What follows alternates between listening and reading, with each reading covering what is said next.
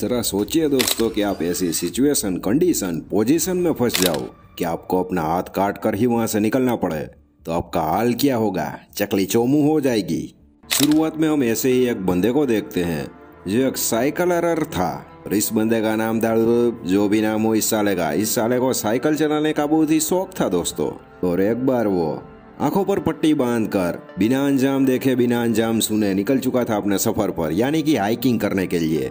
इस साले को जल्द ही हम दोस्तों डेस्टिनेशन तक पहुंचा देते हैं, क्योंकि मुझे फालतू बातें करना जरा भी पसंद नहीं। ये बंदा अपनी डेस्टिनेशन तक भी पहुंच जाता है, जहां पर थे कोई चकली कबूतर मामू लोग, यानी कि वहां पर टहलने घूमने के लिए आए थे। लेकिन ये हमारा बावला फिनाइल फूके हुए था, इसे कुछ अलग ही रोमांच चाहिए था, इसलिए वो वहां पर ऐसे ही टहलने लगता है और उसे देखती एक बहुत बड़ी तिराड़, मतलब कि खोचा खाची। हमारा ये जाटू वहाँ पर क्या करने के लिए जाता है वो मुझे पता नहीं, क्योंकि ये साला वहाँ पर क्या देखा होगा। लेकिन वहाँ पर उसका पैर फिसल जाता है और वो सीधे धड़ाम करके नीचे गिर जाता है। अभी मैंने बताई थी पहले वो पोजीशन आ चुकी थी, क्योंकि इस साले का हाथ एक पत्थर और चट्टान के बीच बुरी तरह से फंस चुका था। ये अपनी जोरों शोरों से ताकत लगा रहा था कि वो अपना हाथ खींच कर निकाल ले, लेकिन हाथ इतनी बुरी तरह से फंस चुका था कि वो वहाँ से निकलने के लिए तैयार ही नहीं था। अगर यह ज्यादा जोर करता तो उसका हाथ वहीं के वहीं टूट जाता, लेकिन हाथ के निकलने की पोजीशन बिल्कुल जीरो थी। ये हमारा मामू भी मन में सोच रहा होगा कि ये सारा कहाँ पर फंस गया मैं। ऐसे ही करते करते दोस्तों धीरे धीरे शाम हो जाती है और 35 घंटे बीत जाते हैं, लेकिन अभी तक हमारे इस मामू का हाथ निकला नहीं था। और ये एक ऐसी जगह पर फंस गया था जहाँ पर ना ही कोई घूमने वाले और टूरिस्ट वहाँ पर आने का जरा भी पसंद ही नहीं करते थे, क्योंकि यह जगह ही ऐसी थी कि किसी को नजर में ही नहीं आती थी। हमारे इस मामू के पास, यानी कि इसका नाम था मार्क, इसके पास एक छोटी मोटी पुड़िया, यानी कि इंग्लिश में कहे तो बैग था, जिसमें एक छोटा मोटा सा नेल कटर था। और ये हमारा मामू मार्क नेल कटर के जरिए उस पत्थर को मारकर तोड़ने की कोशिश करता है, ताकि पत्थर टूट जाए और उसका हाथ बाहर निकल आए। अबे साले, वो मामूली पत्थर नहीं है जो तू तोड़ दे। ये कड़ी मशक्कत करता है दोस्तों, लेकिन पत्थर इसके बावजूद भी नहीं टूटता। और हमारे ये मामू यहाँ पर निराश हो जाता है कि साला ये तो बुरी तरह से वाट लग चुकी है मेरी। और ये दोस्त ऐसी खौफनाक जगह पर फंस गया था जहाँ पर वो ना ही बैठ सकता था और ना ही सही से खड़ा रह सकता था, क्योंकि हमारे इस मामूली मामू आदमी का एक पैर ही रखने की नीचे चट्टान थी, यानी कि जगह थी।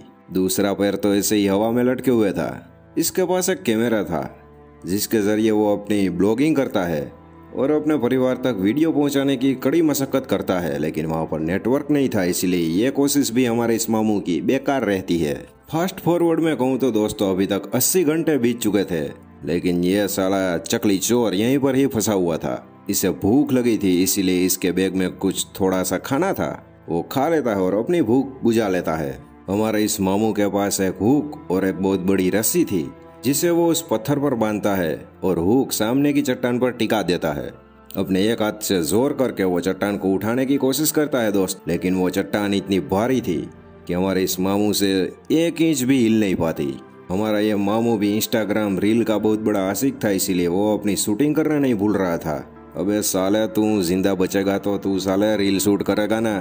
साले वहां से निकलने का प्रयास कर, ऐसे ही शूटिंग करता रहा तो तेरी माँ जाएगी। धीरे धीरे दोस्तों अभी तक 100 घंटे बीत चुके थे, लेकिन हमारा यह मामू वहीं पर फंसा हुआ था। वो अपने नेल कटर से अपना हाथ काटने की कोशिश करता है, लेकिन उसकी हिम्मत नहीं हो रही थी, इसलिए वो बेचारा वो छोटा मोटा सा नेल कटर को वापस अपने बैग में रख लेता है। रात को मौसम भी दोस्तों अजीबोगरीब हो रहा था और थोड़ी ही देर में वहाँ पर बारिश होना शुरू हो जाती है। वहाँ पर पानी भरने लगता है और चट्टान पूरी की पूरी पानी में डूब जाती है। हमारा मामू एक हाथ से उस चट्टान को पानी के सहारे ऊपर लेने की कोशिश करता है। वो चट्टान भी दोस्तों 1.5 सानी थी, वो हिलती ही नहीं है। हमारे इस चकली कबूतर का वहाँ पर टाइम नहीं जा रहा था, इसलिए वो टाइम पास करने के लिए अपनी गर्लफ्रेंड की एक वीडियो शूटिंग थी, वो देखता है और अपना फुल ऑन मनोरंजन करता है।